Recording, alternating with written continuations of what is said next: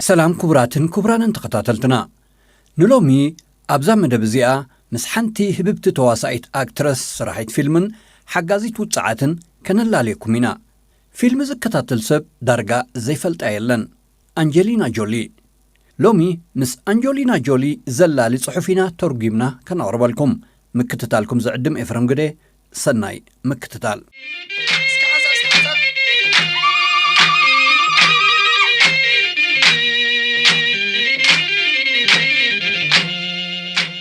أنجلينا جولي أب4 سنة شحن شعتميتن 75 عامة مرتها أب لوس أنجلس كاليفورنيا حبرات منقستات أمريكا توليدا إذا زلعالة خفليت التخفل أكترس أب هوليوود تباهيلا التتكس أنجلينا ولاريا جون فوغت قوال شوعات عامة كلايو أب فيلم كواسا جميروم يخننبر زيادة تفلات الناس رغبتلون كوميا زيتتها حزو تونغن كاب 16 خصب 18 عامة غورزو أبز نبرات الأوانيم 18 عامة مسمل أتيا أب شحن شعاتم 1993 بوحد كفليت أب سايبورغ اتبل فيلم صبوق تواسيام دحري قرب عامتات مالت أب شحن شعاتم 19 عامة مرت جيا اتبل سرحتا فيلم أب أكاديمي أواردس زبلت التحقا غازيت أكترس تباهيلا نقد شلم حقي زابتام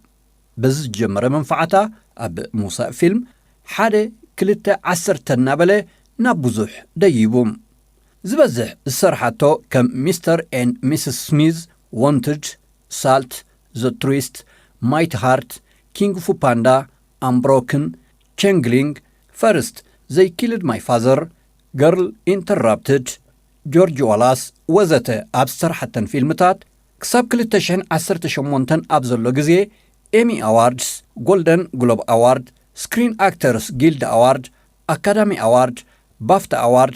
16 جزية نشلمات كتحدثن كلا كابزي أبتن حموشت مالت كاب شحن شعاتة 299 كساب كلتا شعامة مرتاب زنبر جزية ن جولدن جلوب أوارد كلتا جزية ن سكرين أكترز جيلد أوارد كلتا جزية ن أكاديمي أوارد دما حنساب تعويتات لن كندز أكل شلمات معتارن أب 16 جزية دما كم حسيتنا عود كابشحت أكترات ناي هوليوود مرقوحن معرخن دي حيال كإلتا بموسى فيلم كم زلوا زرئيو بز دما اتازل عليه كفليت أب موسى فيلم اتركب تواسايت أب جزيئة كبليو مسيحة فوربس حبيروم أب كل التشحن شعاتن أب كل التشحن 11 كمون أب كل التشحن 13 27 مليون 30 مليون كمون 33 مليون بدمر أب 3 عامتات 9 مليون دولار بمحفاظ أبتن عامتات زلعالت كفليت كام مسرح فيلم تركب قوالن ستيتي تواسايت هوليوود كبلا 5 عليو مسيحة فوربس بجبتي زغرب إذا حجي 46 عامتا رقيس أزلا فلتن هببتن أكترس جولي ولا كوا أمريكاويتن تخونت ناي أمريكان كامبوديان زيقرنت كم زلواي زفلت إذي ناي كامبوديا زيقرنت نقص ناي تهاجر كم هياب زشلمايو نسا قلعو بمرعم تعبيا ماروكس جولي بمبال سمزو ساعتلو كامبودياوي قلعا كم ودا بمعباين أبهاجرو كساب 6,000 هكتار زبصح مريت بمجزاءن نتخبابي نبقت اليان درون كم زلمعن بزحات انسا زقدام كم زحقوف بمقباران نتهاجر كأتاليا أم لباسا بارك انساتات بمقامان كم عصبي بمحساب دمايو نقص ناي تهاجر نتي نايزيقن الشلمات زشلما أنجلينا جولي بزيكا أب موسى مسرحن فيلمتات كم سب أولنت ببوزح تلعال اللسما أب عالم زغننرلون عبيت سرحات سريحايا أب استفل عليه كورنا عنايز عالم بمزار مانت سب أو مسالات مكرخار مانتي سدتنياتات مموغات محقازن نززختمون بخوينات نستهاسين وغنات محقازن ممهارن أم مسل دك أنستيو مموغاتن زدل حاجزات مبركاتن وزت زا أمسله مليونات وزايتات بمقبار نحيالو سدتنياتات دخومات زختامات هوسيات دك أنستيون دك تبعتون زحجزتن بزح كاب أتاويتاتا نفسنا تجبار زو علتن تبهيلا تفلت يام بمخنيات زدما مسبوزحات أهجراوان ودباتن أكلات ودب حبرات هجراتن بمقان سفيح سرحات كايدان كمان بصدر نايسن تجبار بمقان تفلتن إذا بمخنيات نسب أو حاجزات أبز ملكت التكايدو سرحات أب كل التشحن كلتن عم تمرت سفيح حفلتون شلماتن كابيتا كريستيان علما وغلغلوت ኣብ ጉዳይ ፕሮግራም ስደትን ስደተኛታትን ኣብ 2003 ኣብ 2005 ኣብ 2007 ኣብ 2011 ኣብ 2013 ኣብ 2014 ዓመተ ምህረታት ድማ ካብ ዝተፈላለያ ውድባትን ኣካላትን ናይ ውድብ ሕብራት ሃገራት ኣህጉራዊ ሽልማት ከምኡውን ኣብ ኣሜሪካን ብሪጣንያን ካልኦትን ካብ ዝርከባ ትካላት ግብረሰናይ ንታሪክ ህይወት ጆሊ ዘበርኽ ሽልማታት ተበርኪትላ እዩ። እዛ ኣብ ምውሳእን ምስራሕ ፊልምታትን ምብርካት ሰብኣዊ ሓገዛትን ዕውቲ ዝኾነት ጓል ኣንስተይቲ ኣክትረስ ውልቃዊ ህይወታ ጉዳይ ጾታዊ ፍቕራን ምዕባይ ቆልዑንከ ከመይ ዝመስል? ብመሰረት ኣብ ጽሑፍ ሰፊር ዘሎ ታሪክ ፍቕራን ሓዳራን አንጀሊና ጆሊ ምስ ብርክት ዝበሉ ደቂ ተባዕትዮ ብዕርክነት ትዘውር ዝነበረት 3 ግዜ ተመርዓ ዝተፋትሐትን ጓል ኣንስተይቲ እያ። ጾታዊ ፍቕሪ ገና ንእሽተይ ጎርዞን ከላ ጓል 14 ዓመት እያ ጀሚራቶም። ኣብቲ እዋን እቲ ነቲ ናይ ጾታዊ ፍቕሪ ብጻያ ካብ መጠን ንላዕሊ ስለ ዘፍቅረቶ ብምኽንያት ፍቕራ ወይ ምስኡ ብምቑብላል ግዳም ሓደር ክትከውን ነይርዋ ወይ ድማ ኣዲ ኣነ ዝፈሊጣ ኣብ ገዝኣ መሰፍቃሪኣ ብሓንሳብ ተሓድረሉን ትውዕለሉን ክፍሊ ክትፈልየላ ነይርዋ። ከብዲ ወላዲት ቦቕባቕ ስለ ዝኾነ ጓላ ምእንቲ ከይትጠፍኣን ከይትኽብሉላን ብምባል ዕረና ጣዓማ ነታ ትሕቲ ዕድመ ዝኾነት ጓል 14 ዓመት ጓላ ምስ ዓርካ እትዕንድረሉ ክፍሊ ከይፈትወት ኣብ ቤታ ፈለየትላ። እዚ ብሰንኪ ሃነይነይታ ፍቕሪ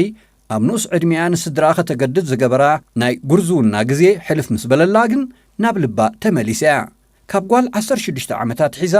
ኣታዊ ንኽትረክብ እያ ጸደፍደፍ ትብል ነይራ።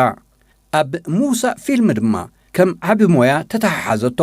እቲ ብፍቕሪ ዘጸለላ ወዲ መን ምዃኑ ክሳብ 2014 ተዛሪባ ኣይትፈልጥን። ኣብ 2014 ግን እቲ ዘጸለላን ድሕሪ ናይ 2 ዓመት ፍቕሪ ዝረሓርሓን ሰብ አንቶን ሽናይደር ዝበሃል መንእሰይ ምንባሩ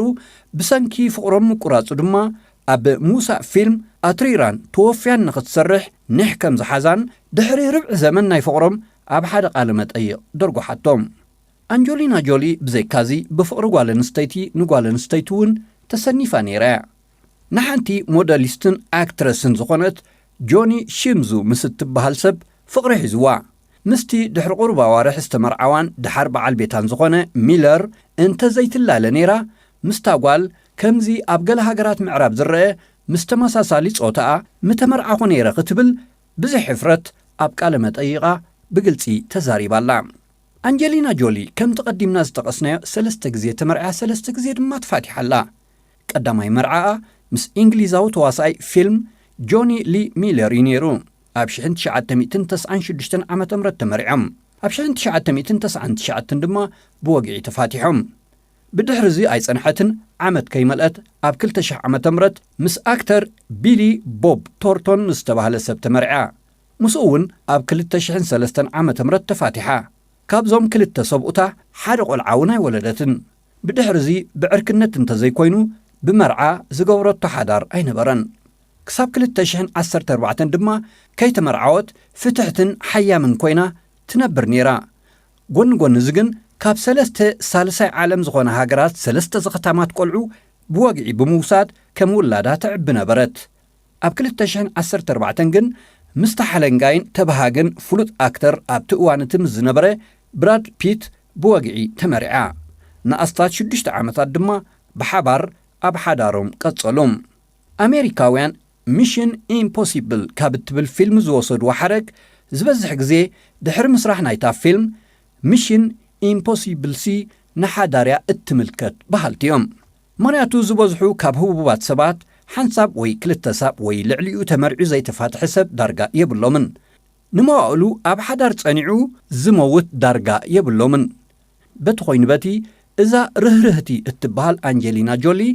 ምስ ብራድ ፒት ምስ ተመርዓወት ክሳብ ኣብ 2019 ዓመተ ምህረት ዝፋትሑ 3 ቆልዑ እውን ወሊዳቱልያ።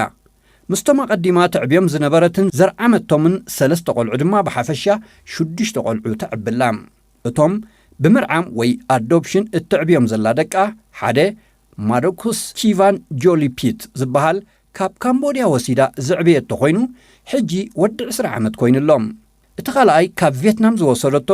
ፓክስቲያን ጆሊ ፒት ክትብል ዘጠመቐቶ ወዲ ድማ ሕጂ ወዲ 18 ዓመት ኮይኑሎም። እታ ሳልሰይቲ ጓል ኮይና ካብ ኢትዮጵያ ዝወሰደታያ ስማ ድማ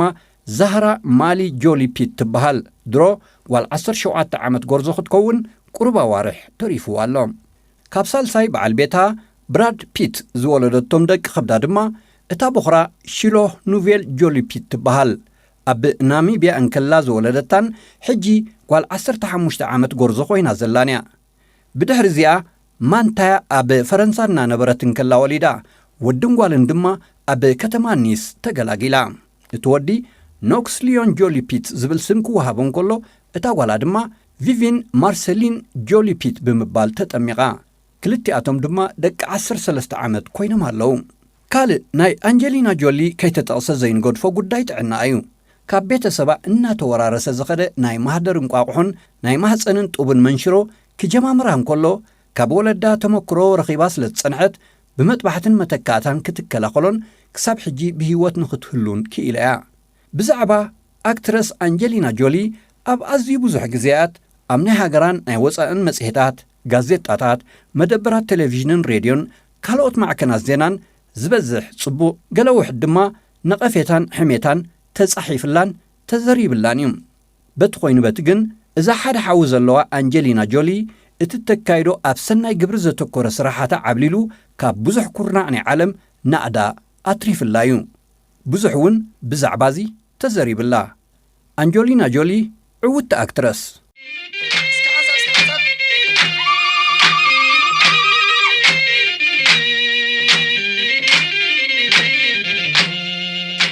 ክቡራትን ክቡራንን ተኸታተልትና